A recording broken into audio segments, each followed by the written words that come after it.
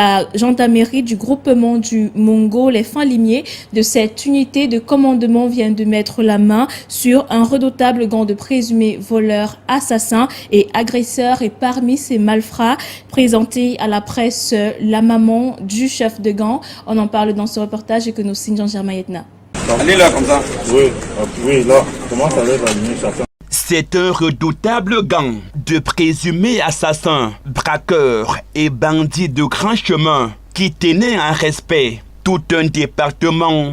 Le gang qui avait à sa tête un certain moine gendarme fidèle, alias Pichou, 24 ans, qui avait subi la bandite populaire dans la localité de Loé le 16 juillet dernier, extirpé des mailles de la population en furie par la gendarmerie et conduit à l'hôpital. Le patron de ce gang avait malheureusement succombé à ses blessures. Ces jeunes que vous voyez, ne vous méprenez surtout pas, ce ne sont pas des enfants de cœur. Il s'agit d'un gang de grands bandits qui avait le malin plaisir, n'est-ce pas, de poser des actes de grand banditisme dans notre contrée et même au-delà. Et l'autre particularité, c'est que c'est un gang extrêmement audacieux et redoutable. C'est l'occasion pour nous de saluer la bravoure, la détermination et surtout le professionnalisme de nos forces de défense et de sécurité, en l'occurrence la gendarmerie du Mungo. Et c'est grâce aux enquêtes et à l'exploitation de leur téléphone que les éléments du groupement de gendarmerie du Mungo vont établir la complicité de sa maman, Mokodi, épouse Mangéjane Alliance, alias Mapasto, 42 ans, et d'une de ses cousines, Eleibe Olive Majoie, 20 ans. Moi, c'est Epime Christian, fils de Miron Ngando Hortense à Pinja. J'ai connu Pichou, ma première fois que j'ai connu Pichou, c'était au lycée des Bounets. Il m'a pris comme son bel frère, il était comme mon grand frère. Nous avons fréquenté, j'ai fréquenté avec son petit frère, et Lucas Loïc. Après ça, nous sommes séparés. Moi, je suis parti à Pinja, vivre avec ma mère. Un vendredi, j'ai fait la connaissance de Pichou à Pinja. En ce temps, il faisait les trucs de handball, il jouait au sport de basket, de volleyball. Je ne connaissais pas encore ces faux qu'il faisait. Un samedi, il m'appelle. Nous avions des 20 de 30. Il me dit que viens, on part au village, il va aller voir le grand-père et voir un ami. Bon, moi dans ma tête, je pensais que c'est son grand-père qu'on part voir à Iboune. Arrivé, il m'a même plutôt chez le proviseur du lycée d'Iboune. Moi, je ne connaissais pas. Il pèse sur le plafond, il entre. Moi aussi, par la suite, je lui suis dit que le grand-père n'est pas encore rentré. C'est souvent comme ça que j'entre. C'est là donc qu'il entre. Moi, il me suis arrêté dans le plafond. Je vois, il sort 2 machettes. Il me donne une que j'arrête non aiguisée. La tienne était aiguisée. C'était les longues machettes, pas le genre, là. Il descend. Le proviseur dormait. Moi, j'étais au salon, j'étais assis puisque je connaissais que c'est son grand-père. C'est quand je suis les cris dans la chambre du proviseur que j'ai mis rang. Je trouve qu'il a blessé la tête du proviseur. Il était, je crois, déjà 1h du matin que j'ai trouvé. Nous sommes entrés. Le sang a commencé à tirer sur la tête du proviseur. C'est là où je ramène le proviseur dans la douche. Je nettoie sa tête. Je lui fais comprendre que moi, je ne suis pas venu pour toi. Je suis que venu chez mon frère et je ne te connais pas. Toi et moi, on n'a pas un problème. J'ai commencé à causer avec lui en anglais. Bon, maintenant, pour prouver au proviseur qu'il n'a pas de problème avec le proviseur, il dit au proviseur que je ne suis pas venu pour toi, je suis venu pour ton surveillant général. Et il a donné le nom d'une dame dont je ne sais. C'est là donc que nous sommes sortis ensemble avec le proviseur. Nous avons porté un sac de riz et une palette d'œufs. Une aviole d'œufs, autant pour moi. Avec une boîte de lait et une boîte de beurre et chocolat. Nous sommes sortis en tenant la fille du proviseur comme otage. Il dit que pour que le proviseur rentre tranquille, il faut qu'il nous laisse sa fille. Il est allé pour se faire sonner à l'hôpital des districts des Bonnets, il n'y avait personne. Le proviseur en revenant, nous n'y étions plus.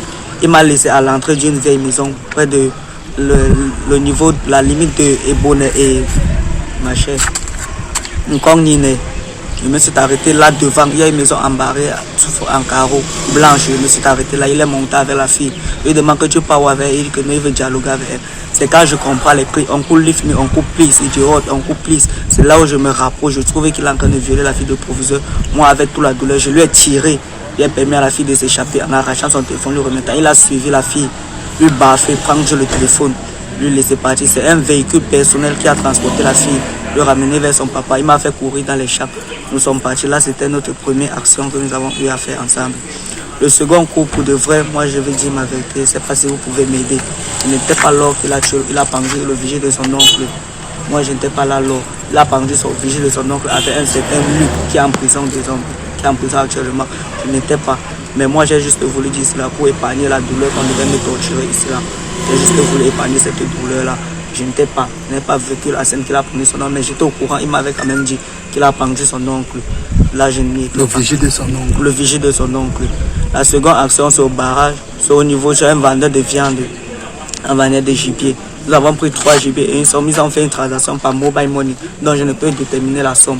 Il m'avait donné dans la somme là 20 000 francs. Quand on vivait en Croix Douala, ensemble, nous étions au nombre de 3. Il dit qu'il va payer le loyer et l'être. C'est pour ça que je n'ai pas cherché à discuter. J'ai pris ce qu'il m'avait donné pour acheter mes vêtements et de quoi me nourrir. C'est comme ça que ça a commencé. J'ai fui chez ma mère. Je ne vivais plus chez ma mère. Ma mère n'était plus au courant de moi. Je vivais avec lui. Il était comme mon père. Même mon acte de naissance était entre ses mains. Je ne sais pas d'où il a jeté. C'est là donc que nous avons commencé à effectuer. Nous sommes rendus chez le vendeur de gibier 3 fois successifs, mais pas dans la même semaine. La seconde fois, c'était au barrage de Comtolo. Nous avons barré la route, nous deux. Nous avons dormi à la véranda d'un papa, le frère de M. Djoura. Je ne sais pas si c'est son nom. Nous avons dormi là-bas. On a barré la route. Nous avons pris toujours une somme d'argent dont je ne peux déterminer le montant. Mais dans cet argent, moi, j'ai eu 250 000. Je me suis acheté des habits. Et j'ai donné une somme à sa mère de 20 000 francs. De la journée où nous sommes arrivés chez elle. Et j'ai décanté la situation de son mari où il avait fait l'accident de moto. Je ne sais pas si vous avez appris ça au niveau de Mbanga où il y a eu 16 morts. J'ai donné 10 000 francs à son mari et j'ai acheté les babouches à elle, son mari et ses 2 enfants à la maison. Donc c'est comme ça que l'histoire a commencé. Nous avons commencé à aller faire les petits coups. Nous avons agressé les gens ensemble. Nous avons pris un autre vendeur de gibier, une somme de 50 000, un téléphone. Et voilà ce téléphone là-bas qu'il utilise. Et il y a aussi il y a tous ces complices qui sont du génie militaire. Ils sont 2. Il y a un qui vit au génie militaire. Il y a l'autre qui s'appelle aussi Christian, qui a plus de lancer de taille que moi, qui est mon bombo, qui vit au génie militaire de Bipanda. Et notre dernier braquage, c'était chez son oncle. Il m'a fait comprendre que c'est Madame Gertrude qui l'a envoyé là-bas prendre une somme de 559 000 que nous avons pris. Je reconnais cela. Il m'a donné dans cet argent 200 000. J'ai acheté mes habits, j'ai payé mes petits trucs que j'avais pour jeune quoi. C'est là donc que je me suis équipé. Bon, moi je vivais chez sa mère, c'était déjà comme le chemin parce que ma mère ne connaissait pas d'où elle vivait. C'est lui qui m'amène à Djibomba chez sa mère. Il me présente à sa mère en tant que petit frère. Je vivais là-bas. Moi je ne peux pas accuser la maman de quelque chose parce qu'elle-même, elle m'a soutenu. Elle m'a aidé lors du travail. Elle m'a trouvé un petit travail parce que j'ai fait la maçonnerie. Elle m'a trouvé un petit chantier. Bon, je travaillais là-bas. Le salaire que le type là me donnait n'était pas comparable à ma technique que j'ai fait, parce que moi je suis maçon, il me paye en tant qu'un technicien manœuvre, simple manœuvre, oh je suis maçon. C'est là donc que je me suis ramené chez la maman, j'ai dit que le travail que tu m'as trouvé là, tu là ne me paye pas bien, moi j'ai travaillé 2 jours, il ne m'a même pas tout bien payé, j'ai travaillé 3 jours, il ne m'a pas tout bien payé, il m'a remis mon âge, je suis parti. J'ai trouvé un autre chantier où on me payait 5 000 francs. J'ai commencé, après le monsieur là, c'est un buveur de race, un niveau, il a commencé à nous tourner au niveau du salaire, il est allé à Bomonoga, trouver la patronne du chantier, même c'est là où elle m'a décanté mon argent. C'est ainsi que je rencontre encore Pichou. J'ai même fui là-bas parce qu'une fois, sa maman m'a appelé, j'étais à Douala. Elle me dit que la police est venue chez elle nous chercher, que pardon ne passe plus chez elle, on part. On a fait, je crois qu'il a fait 2 jours, il partait, puis là-haut c'est 3 jours. La seconde fois que c'est parti, l'argent qu'on a pris chez son oncle, le partage s'est fait chez sa mère, dans sa maison, mais elle est dormée. C'est après le partage qu'il revient, sa mère dit que maman, tu dors quoi. Sa mère dit qu'il y a quoi que tu me reviens, il était 1h30, sa mère dit qu'il y a quoi que tu me reviens à l'heure. C'est là donc qu'elle vient au salon. Elle nous trouve, elle dit que vous sortez encore d'où à l'heure. Elle dit que c'est moi qui dis à ce moment qu'on a pris l'argent, je pars Robert. Sa mère lui pose la question que qui vous a envoyé, il dit que c'est Gertrude. C'est là que sa mère dit qu'il n'y a pas aussi ma part. Dans les nerfs, il a blâmé sa maman en disant que tu veux être fier de nous voir monter, dormir dehors, partout comme ça là. C'est là que son papa nous dit qu'il ne veut plus nous voir dormir là-bas. Quand on cherche notre route, on part. C'est la maman qui prend les clés de l'église et elle nous donne. Elle nous loge à l'église. Elle a pris la plus grosse nappe de sa maison d'une couleur bleue multicolore. Elle nous donne avec un drap. On dormait à l'église. Pendant 1 semaine, on a dormi à l'église. C'est là donc que moi, je suis monté à Douala avec Pichou, acheté mon téléphone. Que toujours, lui-même, il a toujours pris. Il a toujours vendu avec ses amis. Moi, c'est Niabé Elias. Toi, c'est Niabé Elias. Oui. Pichou est arrivé chez moi comme un ami. Il est gardé chez moi. Un dimanche, il me dit ceci. Frère, viens m'accompagner à Ebonnet. Il dit, mais que tu peux faire quoi à Ebonnet? Il me dit seulement qu'il vient, on part à Ebonnet. Il arrive à Ebonnet au niveau de Dodan. Il me demande, gars, je veux voir quelqu'un ici. Comme ça que gars, je l'attends pendant 30 minutes. En 30 minutes, il vient et dit que la personne n'est pas arrivée. La personne n'est pas à la maison. Le lendemain, on va revenir. Il dit que vous ne pouvez pas de problème, on rentre donc. Il est monté sur la moto, on est rentré. Un autre jour, il me fait comprendre que son oncle, c'est le ministre. On parle là-bas, il dit qu'il n'y a pas de problème. On va partir là-bas le dimanche, parce que le dimanche, c'est un jour qui est pour moi-même. Nous sommes arrivés là-bas, à Ebonnet, le dimanche, là. Il me demande que gars, ici en route, vient. Il veut voir tous ces vieux qu'il a parlé. Il est parti là-bas pour rentrer. Il ne m'a pas dit qu'il avait pris une somme de 700 000. C'est dès après qu'il a compris qu'il avait une somme de 700 000. Et pour les 700 000, il ne m'a même pas donné quelque chose. Il me donne seulement mon transport. Et mon transport était 5 000 francs qu'il m'a donné.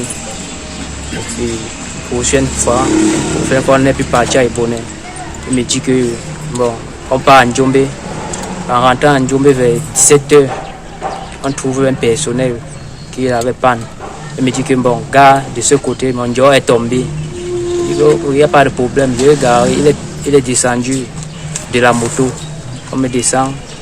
Il part d'abord comme le patron de la voiture était derrière la voiture. Il part comme ça, derrière. Il dit au patron que, bon, il est venu sûrement le voir. Sors ce que tu as sur toi. Il a dit sors ce qu'il a. Il a sorti un couteau. Et c'est le couteau-ci. Là, c'est le couteau. Il sort le couteau là. Le patron avec une somme de 80 000 sur lui. C'était après qu'il me fait comprendre que non, c'est 20 000 qu'il a. Pour moi, il pensait qu'il a que les 20 000 là sur lui. Il a pris le téléphone, les 2 téléphones, le chauffeur et pour le patron. Oui. La dernière chose qu'il a encore fait, c'était quand on est parti en Antinaï.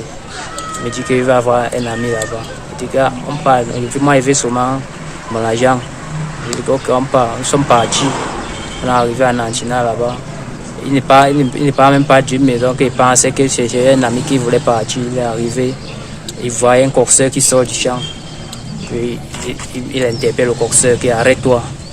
Le coxeur s'arrête. Quand le coxeur s'est arrêté, il a demandé, il a sorti toujours le même couteau aussi, c'est le couteau qu'il avait. Il sort toujours le même couteau, mais il fait comprendre que c'est moi qui va gérer. Il sort, le coxeur avait sa somme sur lui, que moi j'ai vu. C'était 80 000 qu'il avait sur lui.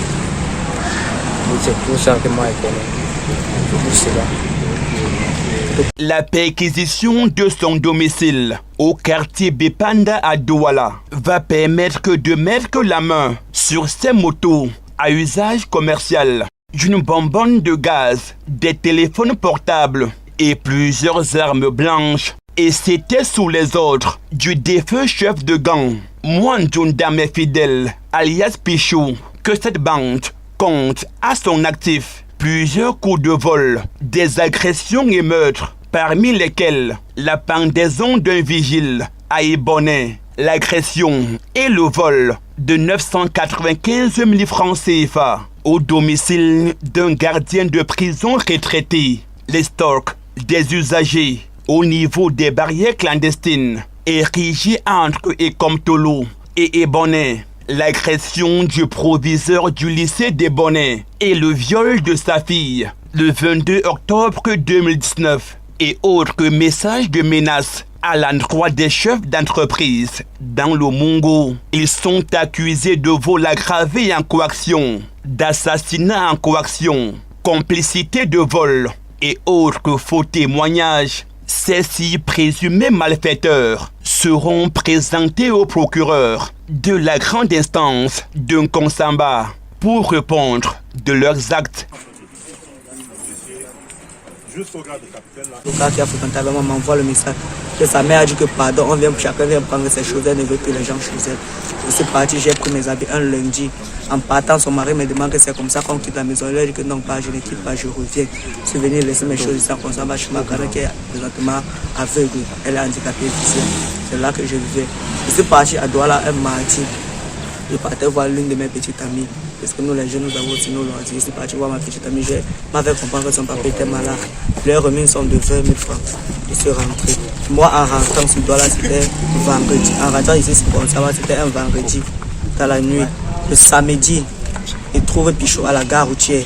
Il me fait comprendre qu'il est en train de s'y rendre à la ferme d'Ebonnet avec l'un de ses oncles dénommé Africa, dont je ne connais pas. On m'a seulement dit qu'il vient encore une moi je ne connais pas.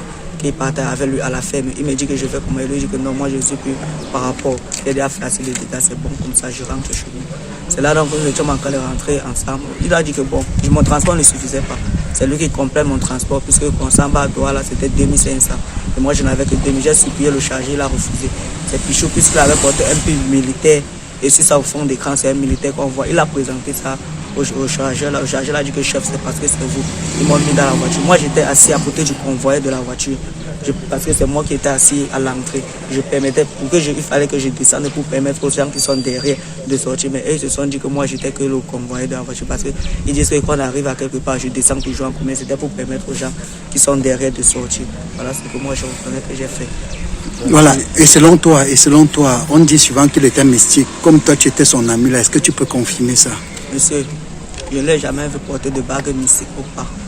Je ne sais pas. La seule fois que moi je peux certifier que j'ai cru qu'on disait qu'il est mystique, que j'ai vu, c'est quand ils sont venus au quartier, à Bépanda, au quartier Vava. Ils ont tiré sur sa poitrine 2 balles. Moi j'étais couché sur le lit. Ça ne lui a pas pris, mais il m'a fait comprendre que sa poitrine chauffait. Et c'est ça, il a eu un déboîtement au niveau du pied. C'est sa maman qui marchait ça à Djibombari. Vu les 1 semaine qu'on a effectué quand on dormait à l'église, sa maman qui marchait sur le pied. C'est tout ce que moi j'ai. Mais tu croyais quand même qu'il avait quelque chose? Lui, il m'a fait comprendre que son grand-père l'appelait le faucon.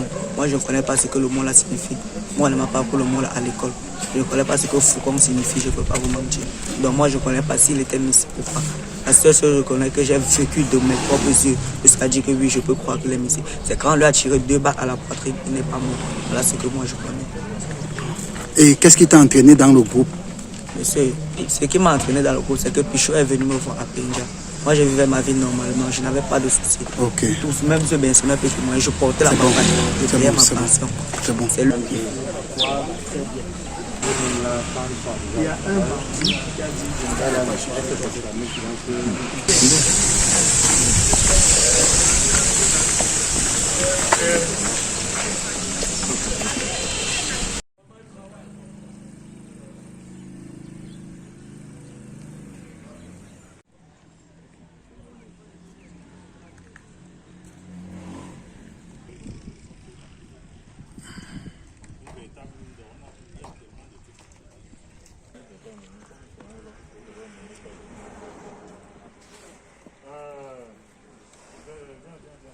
venez centrer ça ici, tout ça, comme eux-mêmes seront là. Venez centrer tout ça. D'accord, boss.